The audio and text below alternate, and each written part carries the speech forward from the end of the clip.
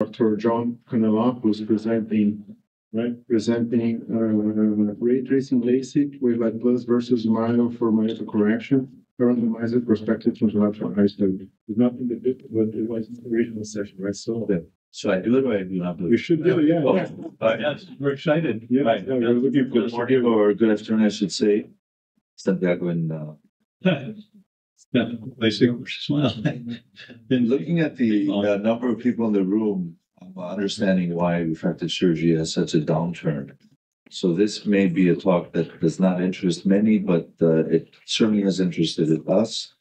I do have financial disclosures to make about this talk. I consult both for Alcon and Zeiss, and this is comparing the two technologies, two leading technologies for these companies, head to head, and it was funded by Alcon. And we've done this work before. We have compared SMILE back when we used the VisuMax 500 femto by Zeiss and topography guided LASIK using the refractive suite by Alcon. And obviously there's advantages and disadvantages in both procedures, and having done thousands of procedures both in the US and in Europe, and also, and this is relevant to the talk we heard before, being bombarded every day with commercials and biased material that this procedure will make your life better. SMILE Pro is the way to go. Ray tracing is the way to go. A seasoned clinician always adheres to what works best for their patients. And this is what we try to do here. We try to compare in our patient population, one eye doing ray tracing LASIK with the Wavelight platform, and the other eye SMILE Pro, which was a new kid on the block for us as we had acquired recently when we started to study the VisuMax 800 femtosecond laser. So I'm not going to go into detail about the advantage and disadvantage of each procedure. I think I see a lot of seasoned refractive surgeons here. This is what I've come to call older now that I'm older myself. What we did in actuality is treated, randomized one eye, LASIK one eye, SMILE Pro. But we cheated on the SMILE Pro eyes. We used the ray tracing generated refraction. And I think this is a key component and maybe the most important thing in this talk, because now we have technology. And I think this, along with AI, may help a lot in the main thing behind success in refractive surgery, which is the actual refraction. Because we know we have technology now and surgical skill to achieve almost perfection. But the parameter that's still lagging is what is the actual refraction? And since we're dealing with younger patients, and I don't want to turn this talk into how accommodation affects refraction, but I think this is the key thing that we should be talking in refractive surgery today, accommodation, something that I don't have anymore. But anyway, so we looked at 60 patients, and it appeared that even this large group in a contralateral eye study for these two techniques was not enough. We should have, in retrospect, have gone with 120 patients. And this underlines how similar these two procedures are. There were some fine differences in fine details. Let me show you a pre-op to go more in clinical hands. These are two eyes of the same patient, and these are the contrastivity pre-op. These are the wavefront maps generated by the SightMap device. This is a proprietary device for Alcon. It was recently FDA approved in the US, I think several months ago. We have been using it in Europe since 2019. It's able to measure actual length, wavefront, and pentacam HR, and use these data to feed a ray tracing protocol that through a three-dimensional virtual eye of each eye that it evaluates. And this is a really switch from paradigm. We're not working with the Goldstein eye to calculate treatment now. It calculates lower aberrations, so myopia and astigmatism, and higher aberrations as well. So we use the refraction for the SMILE eyes. All our other parameters were the same. And these are the same eyes of that same patient. Right eye on the left treated with ray tracing. Left eye on the right, and this always confuses patients, but fortunately not us eye surgeons treated with SMILE Pro. And you can see that the differences are minuscule. Both eyes achieved excellent postoperative ametropia. Conscious sensitivity is almost comparable, maybe a little bit better for ray tracing LASIK and the higher cycles per degree. The epithelial maps, this was noted previously, very good point, are slightly different, and we have published on how SMILE and LASIK do affect differently epithelial remodeling all the way 3 years out of comparative control eye procedures. And looking at the data more carefully, we found that the LASIK eyes with ray tracing had significantly more gain of 1 eye than the SMILE Pro eyes. Although 100% of both groups achieved 20/20 visual acuity, so I know that in today's refractive surgery, 20/20 is not our goal. Our goal is to take advantage of the technology that we have and also improve the visual optics. And we've reported this consistently in the past by using TMR and topography guided treatments. And I think ray tracing came to really underline all that work. So looking into 3 months outlook visual acuity of 2015, again, the ray tracing eyes here were far superior than the SMILE eyes, and also better in conscious sensitivity.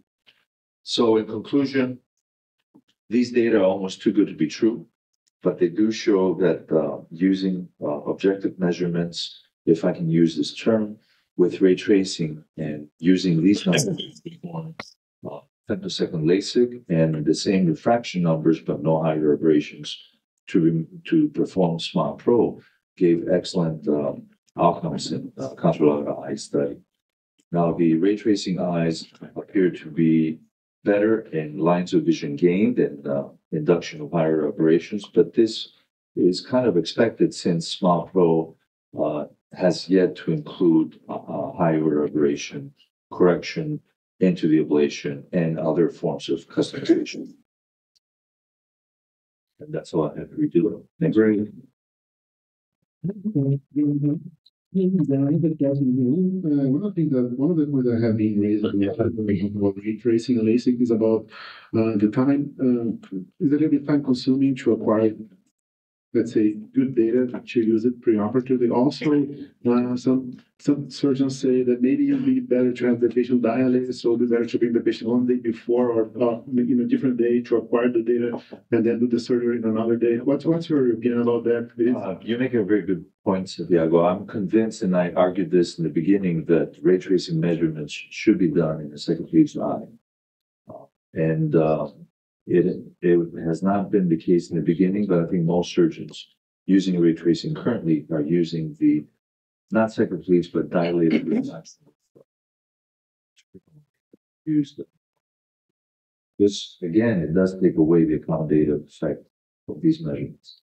But despite the fact that it is time consuming to spend 10, 15 minutes with a patient and make these measurements, for me in my clinical experience, and I've had the opportunity of working with excellent optometrists, it does create a very thick safety net when you're measuring these patients. And the key thing here is astigmatism. And I posed the question to all the experienced surgeons here, why is it that we're treating less astigmatism in refractive surgery that the cornea has? And my answer is that we have been doing this wrong.